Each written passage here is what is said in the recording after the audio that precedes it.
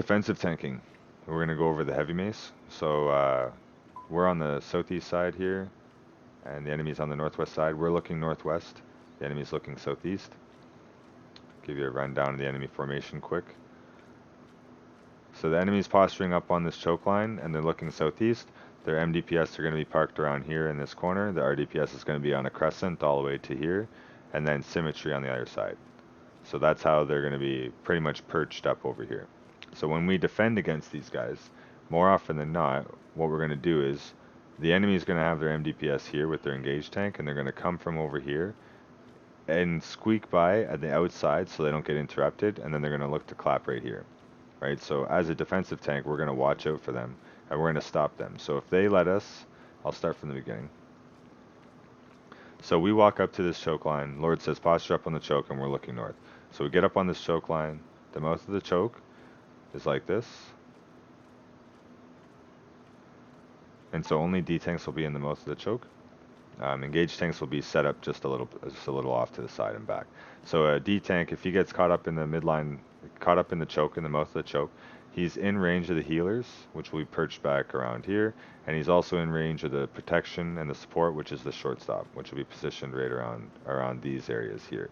So if he gets engaged on and it's right in front of us like this, it's really easy to hold him down with protect and with sustain. If the tank is playing up, and they get engaged on right here, there's no healer and there's no support that is going to be playing up like this more often than not to save you, so you will die. So if you end up going up here and you get like a super aggressive silence pool, and you come back here, you're getting engaged on, getting engaged on, getting engaged on, and you die like right here in the midline of the choke, this still is too far ahead. When you like get engaged on, you want to be at least here walking it back into the midline of the in the mouth of the choke, because our protect and support can reach you here. It cannot reach you here when we're playing all the way back there.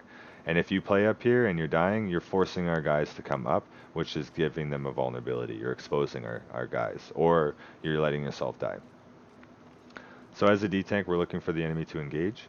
So as we walk into the very beginning, we posture up on we posture up in the choke looking north at the enemy, and the enemy's on the other side.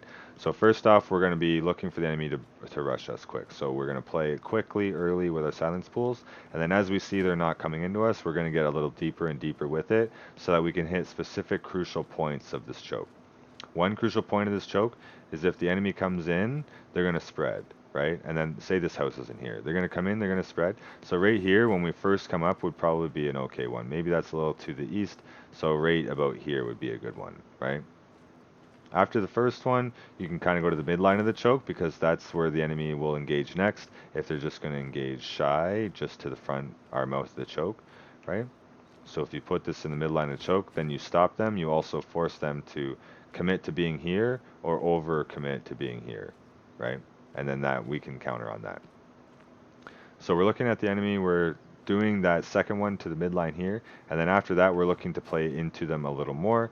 If the enemy is starting to poke at us, we're going to look to try to leash the aggro by coming out back into our side, and then walking in and maybe sneaking into the side a little bit, so that someone else who's taking the aggro, we can kind of get in quickly, freely with our posture, and we can get silence pull off where we want it. Another silence pool, great opportunity, is where the MDPS are slinking in over here. If we can reach into here, we can put a silence pool right here, so when the enemy is trying to engage from this point, maybe we engaged and they're looking to counter engage us right here, this is a great place for a silence pool, because they're going to engage from that point, hit here, and then they're going to fuck back off to the west. So other than that, the RDPS, they're going to want to hit right about from here. So if the enemy RDPS is positioned like this in a crescent, they come winding around and they try to shoot over this wall, boom, into that choke. This is the place to get them with the silence pool. Other than that, they will be hit by a silence pool here if they have to come in deeper, or here if they have to come deeper into us to get to us. And same with the MDPS. So anything like this is pretty much the farthest for MDPS, and then here and silence pool here will stop the enemy MDPS. So you'll just have to figure that out as you experience that situation with silence pools. So we walked in the silence pool. Now we're looking at the enemy. So we're staying here on this side. The enemy's looking to engage. So I walk in, I walk in, I walk in. I place a silence pool down, and then the enemy's looking at me and they're looking to engage on me as I walk it back. So I'm not going to walk into my teammates or my clothies. I'm going to try to like linger in front of my team and hopefully not include any of my team in getting engaged on. So if I can do that without blowing any defensives, that's a great opportunity. But if the enemy is going to switch off me and quickly go into my team, now when the enemy comes in, you see the tanks pop boots, you see the Night Helms proc off, that's body language dictating to you that they're going to engage. So you're going to be looking at the enemy when they walk in like that. You're going to let the tanks walk in, and you're looking at MDPS, RDPS. As soon as they get into the choke and they're looking to get to their engage point, you go in deep for a snare on top of them, place the silence pool down, and start walking it back. Now, if for them to engage, they have to walk this way or they have to walk it back. So you're forcing them to commit more. So as you do that, right, you place a snare, you place place a silence pool, you walk it back a bit. Here you can place your Dusk Weave down.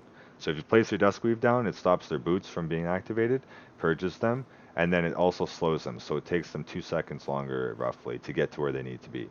So as that happens, you're still walking ahead of them. So then you hit them with the Judy helmet, and you lock them into this position to the choke. They either can't commit, or they're going to stay late to commit now. Now we have the opportunity, as they walk back, to engage on them all piled up, because you held them down in this choke for a long period of time. And so when they start walking it out, I say you did all your defensives, and now we're looking to engage. You start walking back inside of them, and you get silence pools into them, right? Because they're just retreating back to their side of the choke. You walk into them now. They've turned. You're walking into them. You get silence pools ahead of them. And when we're looking to engage, you're looking to assist with the purge. So generally, a heavy mace will assist the life curse if the life curse is having a tough time or unreliable with the purging of the clump so that the defensives don't proc off.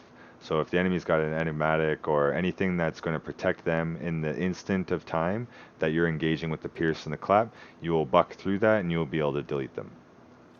So the enemy is walking it back, we're looking to engage on them. Say we're going to engage right here at the stairs. That's where Lord's looking to go. We're engaging at the enemy's mouth of the stairs. Walk in, walk in, walk in. And 5, 4, 3, 2. At the purge of the mouth of the stairs is where he called it. That's where the clump's going to be. So we purge it for the Night Helms or purge it for the defensives. Regardless of what happens, you're purging the clump, which helps us get that deletion. Other than that, if we have a reliable life curse, then your purge will be looked to be placed upon the back line. Right? So when we engage, you walk out ahead because when you walk in, the enemy doesn't care. The enemy only cares if you're the only one walking in. So say we're all sitting here southeast and we all walk in together. They're not going to be looking at you as the heavy mace. They're going to be looking at the body of the Zerg to engage on. So you walk in, we'll walk in. 5, 4, 3, 2. We're engaging on the mouth of the stairs, but you've walked in deep and you've placed a purge back here, right? So you have that opportunity to disrupt the enemy's protect and sustain with the purge on the clump or with the purge on the players themselves. And that will be up to you. And then you can also place your silence pool on them. Now the enemy is looking to engage us as we're walking it back. So the tanks start rushing. You see what's going on with the tanks. The tanks walk through you. The MDPS, RDPS are now walking in. You hit them with that. You hit them with that. They got the boots going on. You come back. You hit them with the Judy. Now they're locked up in the choke. And we're looking to turn on it. Maybe we don't have engaged, so we're walking deep after them. We go deep, deep, deep, deep, deep. We spread once we're on the other side. We're in 5, 4, 3, 2, into the back line, onto the enemy's healers and supports and whatever, if you're not on the clump itself. But most often than not, we don't get purge on the clump. So when we're walking in for an engage, walk in with us, ahead of us. So generally you'll be positioned here as a D-tank. And when we walk in, just walk in 5, 4, just walk in, you know what I mean? If we're engaging, you can be up here, you can be playing up and engaging because more often than not, we all will be together so we can help you and you won't take all the aggro. So 5, 4, 3, 2, you get that purge off on the clump and you walk it back. The enemy's looking to engage on us, so you're placing the silence pool, right? Now you're looking to snare them because the MDPS, RDPS is here. The tank line's already through. You hit them with this. You see the boots being popped. You hit them with the final as you keep walking through. It's got a delay on it, and then you're looking to turn. You're walking back because the enemy's walking back. Now the aggro's not there, and you can walk back in after him for free, right? And that's generally the rotation and how it goes. Other than that, you're going to find your own micro value for yourself, and this is just the default that I can offer. Other things as a D-tank, so say I have a Grove Keeper with me. I say, hey Grove, you got first engage and I'll take second. So the enemy comes in, right? We're looking to stop them. I'm placing my silence pools. I'm doing my job. The enemy engages 5, 4, 3. The Grove is going in with his interrupts. The Grove is going in with interrupts on top of the enemy's MDPS or DPS. You're kind of just going in there and you're just disrupting with the silence pools in the meantime. First engage goes off, the enemy comes in, and there's a second engage coming in from this side or coming in from the other side, and it's just off on a timer. So I'm waiting to see if the Grove gets everything it needs on all the disrupt on the way back, and I'm paying attention looking for the second engage. So the second engage, I'm watching for it. I see the stuff. I see the body language, the Night Helm's proc, or they're rushing in boots, whatever I see, and I go in and I stop that. And now I'm paying attention to the second part of them, the DPS, while the Grove was paying attention to the first set that was engaging, right? And so if you do that on rotation, then both of you don't need to stop the same thing at the same time. Only one of you can do one job, and then a second one can do all of that same job on their own, right? So not only do you have the opportunity to do that separately, but you also have the opportunity to do that together. So say the enemy has an overwhelming size of force. So when they come to the choke, a Grove is not going to be enough alone to be able to do the job together. So you and the Grove can work in tandem, and so the Grove's on the west side now, I'm on the east side now, and we're sitting here doing the D-tank thing. And the enemy is looking to rush in. We can communicate together and say, okay, let's go together, right? And so we both go in there. We watch the tanks filter through. There's so many DPS. I stay on one side. He stays on the other side. We lock them up, right? Only one Dusk Weave can be used, so it's got to be cognitive that only one of you need to use it, or else if both of you use it, then you're just gonna, one is gonna be just gotten rid of and wasted, right? So as soon as you say, okay, let's, like, it's a sizable force, let's do this together, you guys both blow everything on the way in. Grove or the Heavy Mace goes, okay, I got first Dusk Weave, or I got second Dusk Weave. You just make a declaration so that it's known and you guys don't use it at the same time. Because if you don't talk about it, you'll use it at the same time. And I think that's all I'll cover with detanking for now, and I'll get more into it in the future.